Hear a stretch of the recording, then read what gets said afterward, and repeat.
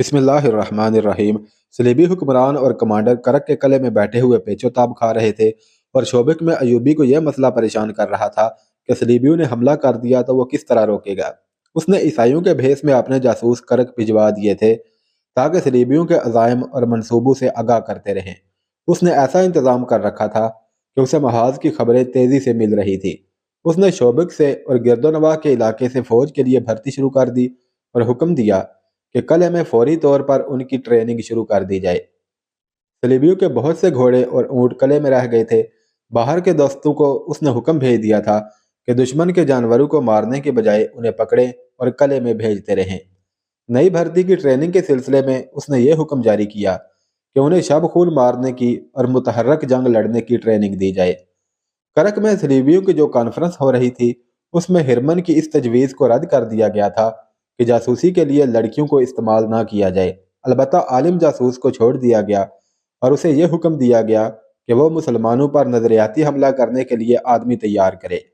उसके बाद यह पूछा गया कि शोबक में कितनी जासूस लड़कियां और जासूस मर्द रह गए हैं और लड़कियों को वहां से निकाला जा सकता है या नहीं।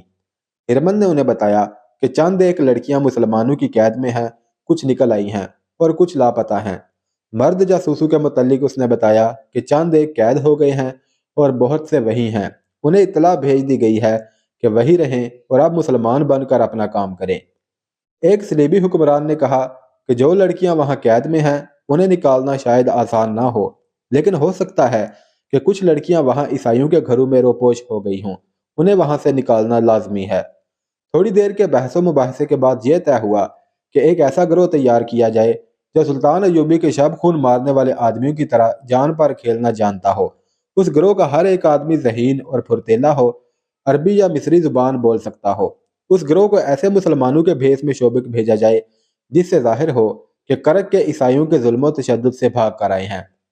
उन्हें यह काम दिया जाए कि शोबक में रहकर लड़कियों का सुराग लगाएं और उन्हें वहां से निकालें।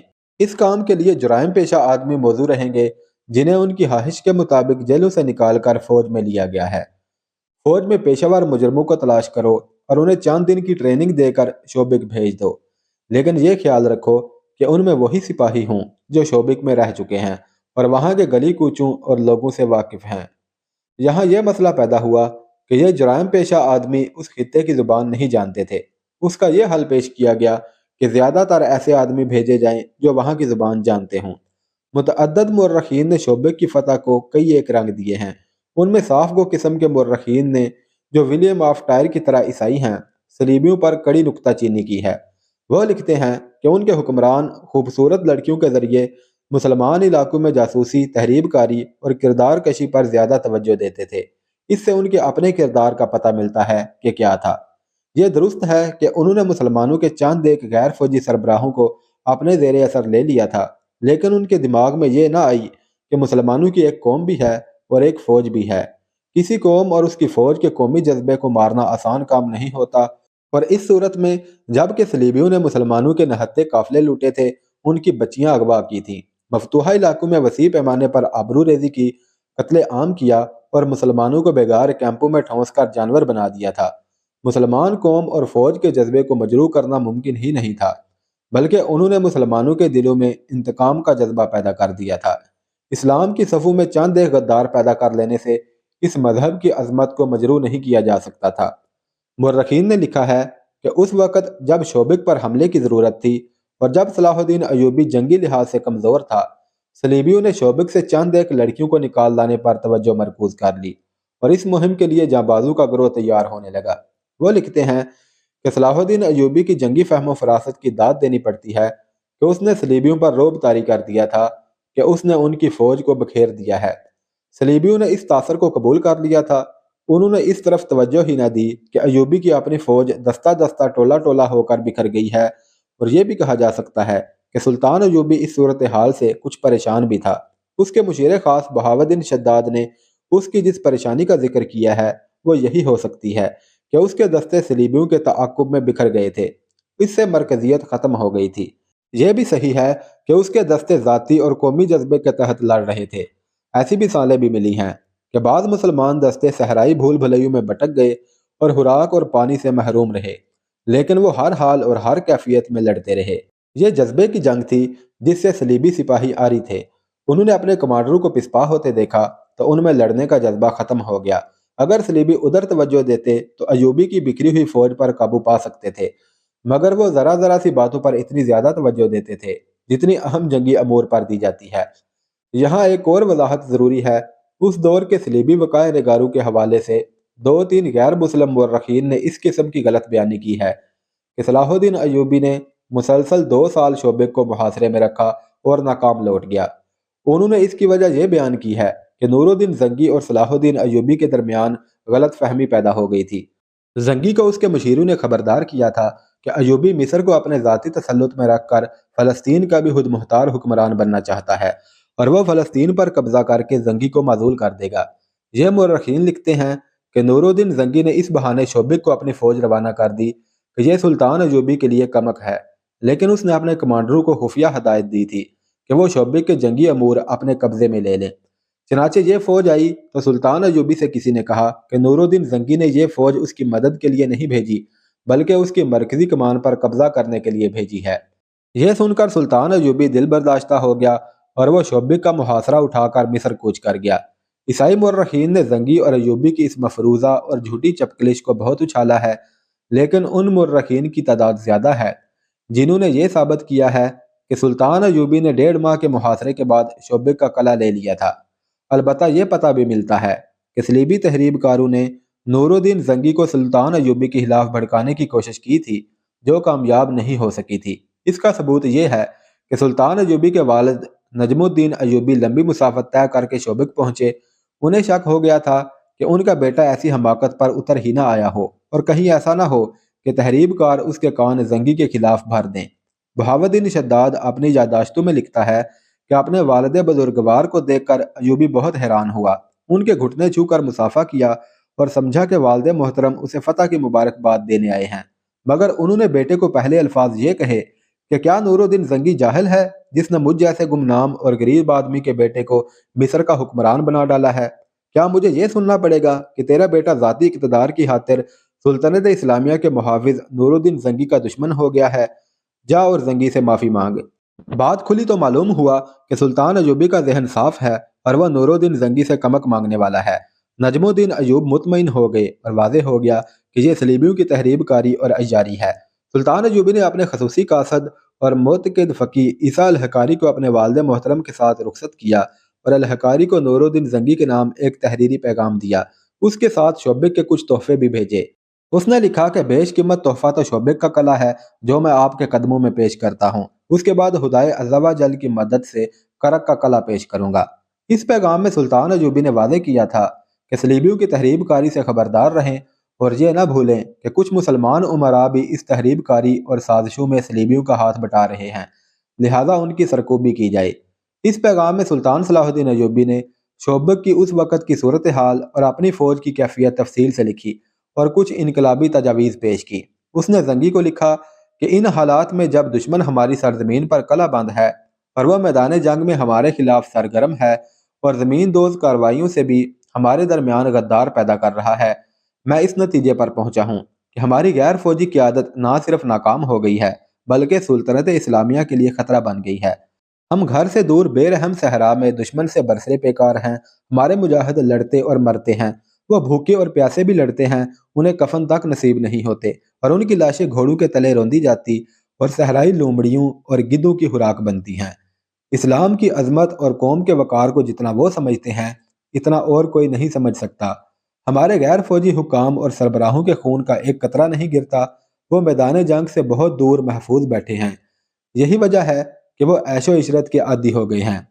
دشمن انہیں نہایت حسین اور چلبلی لڑکیوں اور یورپ کی شراب سے اپنا مرید بنا لیتا ہے۔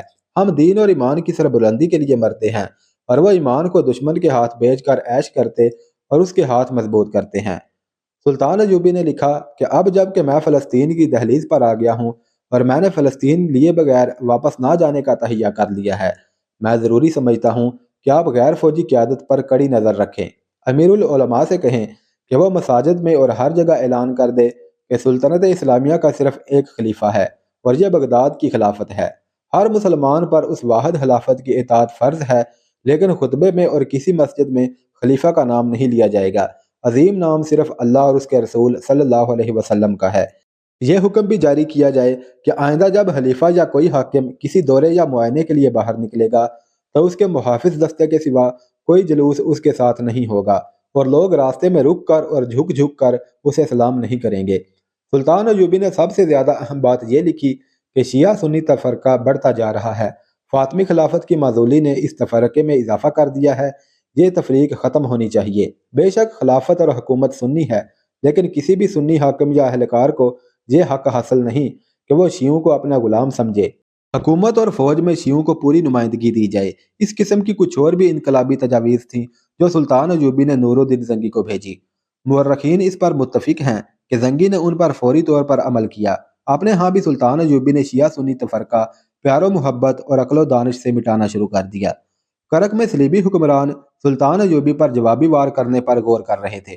ان کی مرکزی کمان نے قاصدوں کے ذریعے اپنی بکھری ہوئی فوج کو احکام بھیج دیے کہ مسلمانوں سے لڑنے کی کوشش نہ کریں بلکہ نکلنے کی ترکیب کریں تاکہ جوابی حملے کے لیے زیادہ سے زیادہ فوج بچ جائے۔ ان احکام کے ساتھ ہی انہوں نے 40 جاں بازو کا ایک گروہ تیار کر لیا جسے مظلوم مسلمانوں کے بحروپ میں شوبک میں داخل ہونا اور لڑکیوں کو وہاں سے نکالنا تھا۔ صلیبی حکمرانوں نے اس خیال سے کہ سلطان ایوبی مصر سے غیر حاضر ہے وہاں اپنے تحریب کاروں میں اضافہ کرنے کا بھی فیصلہ کر لیا۔ وہ سوڈانیوں اور فاطمیوں کو جلد از جلد متحد کر کے قاہرہ پر قبضہ کرنا چاہتے تھے۔ شوبک اور کرک کے درمیانی علاقے میں بہت خون بہہ رہا تھا۔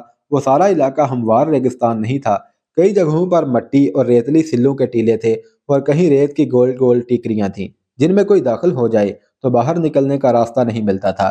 ایسے علاقوں میں صلیبی بھی مر رہے تھے اور سلطان صلاح الدین ایوبی کے مجاہدین بھی، اور وہاں شوبک کے وہ عیسائی بھی مر رہے تھے جو مسلمانوں کے ڈر سے شوبک سے کرک کی سمت بھاگ اٹھے تھے۔ فضا میں گدوں کے گول اڑ رہے تھے، ان کے پیٹ انسانی گوشت سے بھرے ہوئے تھے۔ صحرائی درندے لاشوں کو چیر پھاڑ رہے تھے اور مار کا آرائی کا یہ عالم تھا جیسے افق سے افق تک انسان ایک دوسرے کا کشت و خون کر رہے ہوں۔ اس وزیر ایک زار میں کہیں کہیں نخلستان بھی تھے جہاں پانی مل جاتا تھا۔ تھکے ہارے انسان، زخمی انسان اور پیاس کے مارے ہوئے انسان وہاں جا جا کر گرتے تھے۔ عماد ہاشم سلطان صلاح الدین ایوبی کی فوج کے ایک چھوٹے سے دستے کا کمانڈر تھا۔ وہ شامی باشندہ تھا، اسی لیے وہ اپنا نام عماد شامی بتایا کرتا تھا۔